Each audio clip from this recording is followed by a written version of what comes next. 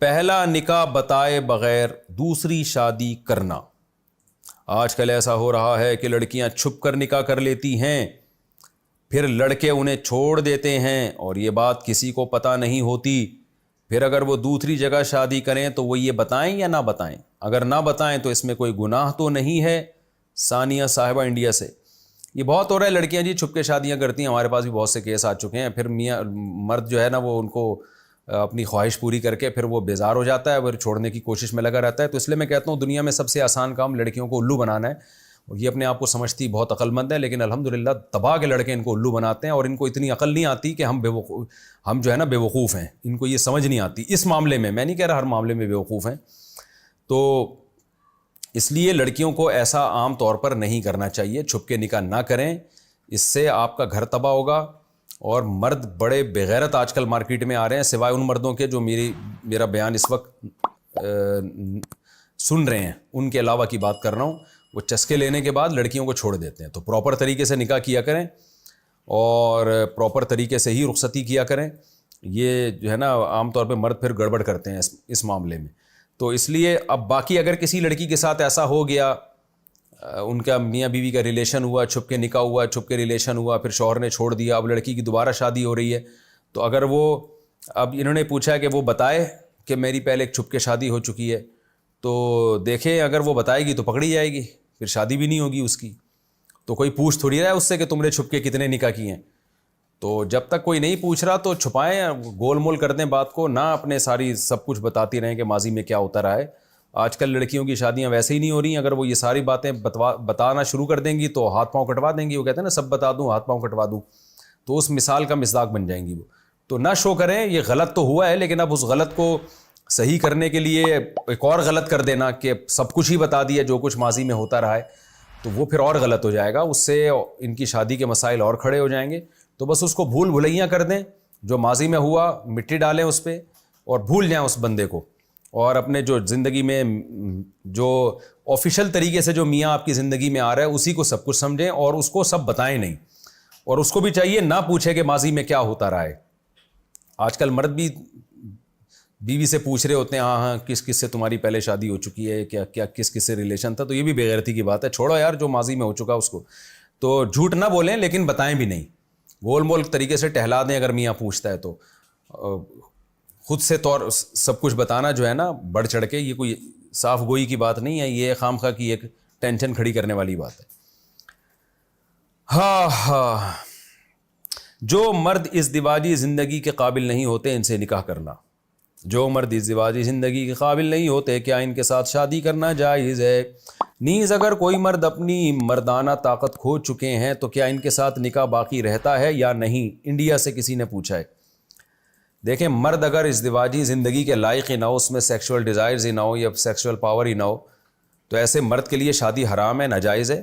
اگر وہ شادی کرتا ہے تو پہلے بتا دے کہ بھئی میرے اندر یہ کوئی بیماری کی وجہ سے یا کسی بھی وجہ سے یہ ڈیزائرز ختم ہو چکی ہیں، تو پہلے لڑکی کو بتا دے تاکہ لڑکی کے ساتھ دھوکہ نہ ہو، اس کو نقصان نہ ہو، پہلے بتا دے۔ پھر کوئی لڑکی نکاح کرنا چاہے تو کر لے، وہ ان کی آپس کی انڈرسٹینڈنگ ہے، لیکن اگر وہ نکاح دھوکہ نہ دے کسی کو، کیونکہ بہت سی لڑکیوں کے ساتھ دھوکہ ہوا ہے، بعد میں ان کی زندگیاں تباہ ہو جاتی ہیں۔ یہ تو اس مرد کے لیے جو پہلے سے نامرد ہو۔ بعض دفعہ یہ ہوتا ہے کہ شادی ہو گئی، اچھی بھلی زندگی گزر رہی تھی، پھر مرد میں آہستہ آہستہ وہ ڈیزائرز ختم ہو گئیں۔ تو جب اس طرح کی کوئی ڈیزائرز مرد میں ختم ہو چکی ہوں تو ایج کی وجہ سے اگر ہوئی ہیں تو وہ تو ایک نیچرل ہے، نارمل ہے۔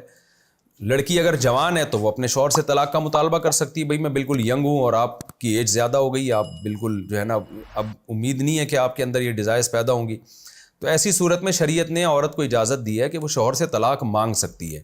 شوہر طلاق دے دے تو ٹھیک ہے، نہیں دے تو پھر اسی کے ساتھ صبر کرنا پڑے گا عورت کو۔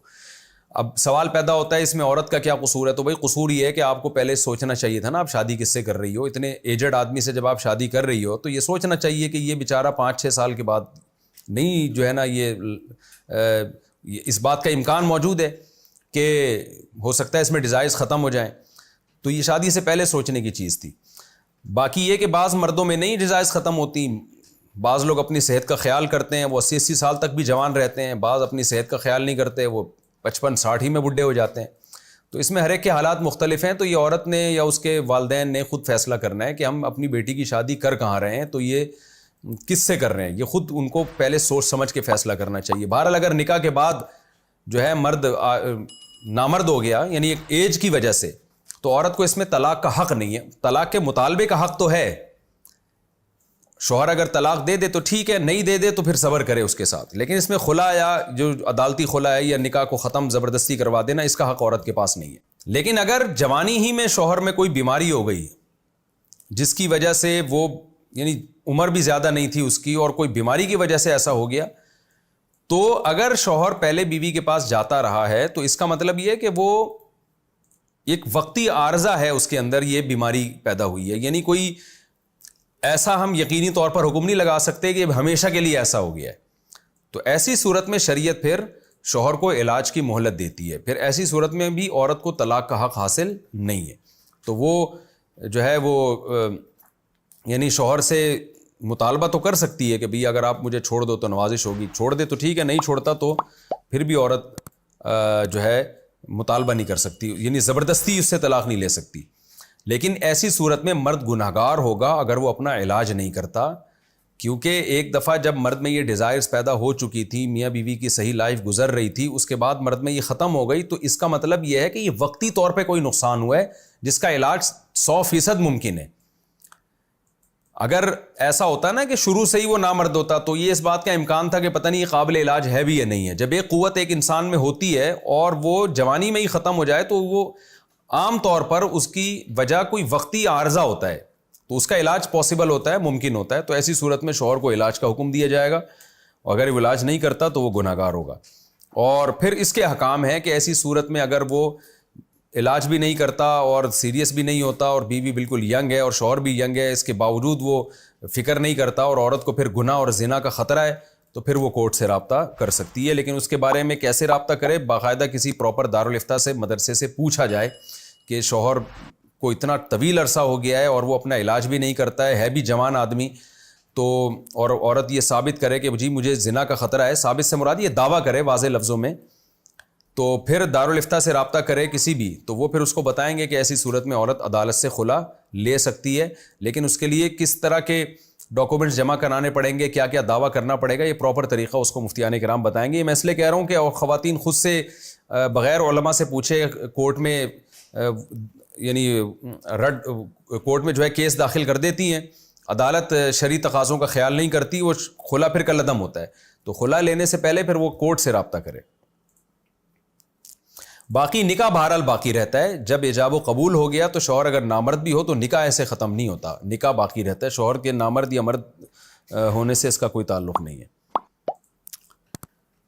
بچے کا عقیقہ کتنے دن میں کریں؟ کیا بچے کا عقیقہ ہمیں کتنے دن میں کرنا چاہیے؟ 7ویں دن کرنا بہتر ہے، نہیں تو جب چاہیں کر لیں، بہتر یہی کہ 7ویں دن کریں. حجامہ کی مسنون تاریخ اور دن کیا ہے؟ حجامہ کروانے کا سنت طریقہ کیا ہے؟ اور اس دوران کون سی باتوں کا خیال رکھنا ہے؟ اور کون سی تاریخ اور دن کو کروا سکتے ہیں؟ جویریہ پٹیل، گجرات، انڈیا سے. دیکھیں حجامہ کرانے والوں نے نا اس کی اہمیت کو حد سے زیادہ بڑھا دیا ہے اور اس میں مذہب کا تڑکا بہت زیادہ لگا دیا ہے. حجامہ ایک علاج ہے، تو یہ نبی صلی اللہ علیہ وسلم کی سنت عادیہ ہے، تو نبی کروایا کرتے تھے. تو آپ کے باڈی کے لیے اگر یہ سوٹیبل ہو تو آپ بھی کروا لیں، اگر نقصان ہو رہا ہے تو نہیں کروائیں. ہر چیز ہر آدمی کے لیے نہیں ہوتی، اور اس میں بہت زیادہ کہ یہ والا پوائنٹ مستحب ہے، یہ والا واجب ہے، یہ پتہ نہیں سنت مؤکدہ ہے، اتنا زیادہ حجامہ والوں نے پھر فلانی تاریخ کو مستحب ہے، فلانی تاریخ کو سنت ہے. حدیث میں جو ہمیں ملتا ہے 17 تاریخ، یعنی چاند کی جو تاریخیں ہیں، اس میں عام طور پر آپ صلی اللہ علیہ وسلم حجامہ کروایا کرتے تھے، کیونکہ چاند کا بہرحال انسان کے خون پہ اثر پڑتا ہے. تو بہتر ہے کہ آپ 17 تاریخ کو کروا لیں یا چاند کی تاریخوں میں کروا لیں، جب 14ویں کا چاند ہوتا ہے، جب چاند چمک رہا ہوتا ہے فل، تو بہتر ہے. لیکن یہ کہ ہر آدمی کا باڈی کی جو ہے نا وہ ساخت الگ ہوتی ہے، اس کی بیماریاں الگ ہوتی ہیں.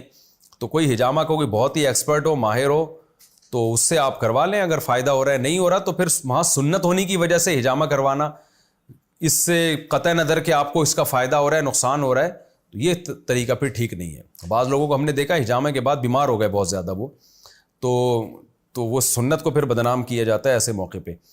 تو نبی صلی اللہ علیہ وسلم کرواتے تھے حجامہ مہینے میں ایک بار، اور چاند کی تاریخ میں، اور دونوں کندھوں کے درمیان میں بس. تو آپ بھی اگر ایسے کروا لیں تو ٹھیک ہے، نہیں کروائیں تو بھی ٹھیک ہے. کوئی اس کو بہت زیادہ ویلیو دینا ٹھیک نہیں ہے.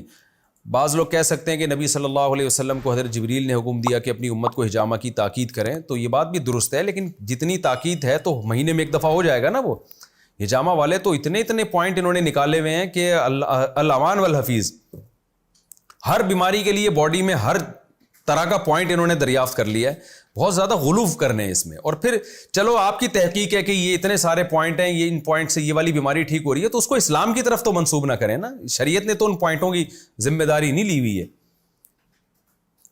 غسل کے بعد میت کا چہرہ دیکھنے کا حکم۔ میرے شوہر نے ایک دفعہ مجھے کسی کی کوئی بات بتائی، ابے یہ بھی سوال کچھ اور ہے، عنوان آج گڑبڑ کی ہے ہمارے جو کمپوزر ہے نا۔ میرے شوہر نے ایک دفعہ مجھے کسی کی کوئی بات بتائی اور کہا کہ آگے نہیں بتانا، اگر آگے بتائی تو سب ختم۔ اوفو، یہ بات انہوں نے 2 دفعہ کہی۔ کچھ عرصے بعد میرے منہ سے باتوں میں وہ بات نکل گئی۔ اس وقت میرے شوہر کو کوئی غصہ بھی نہیں تھا، نارمل ہم بیٹھے باتیں کر رہے تھے۔ اب میں نے ان سے پوچھا کہ آپ کی نیت کیا تھی، تو کہنے لگے مجھے کچھ یاد نہیں ہے کہ میں کب کہا ہے اور کیا نیت تھی، اس صورت میں ہمارے لیے کیا حکم ہے؟ خانے وال سے کسی نے پوچھا ہے۔